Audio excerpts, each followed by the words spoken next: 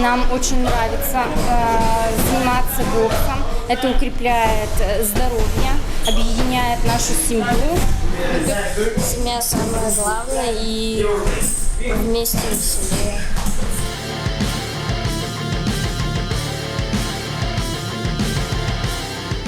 У нас в приоритете трудные подростки, многодетные семьи, малообеспеченные семьи. И не так давно к нам начали присоединяться родители. Им очень интересно заниматься со своими детьми. 24-й год приурочен Владимиром Владимировичем год семьи.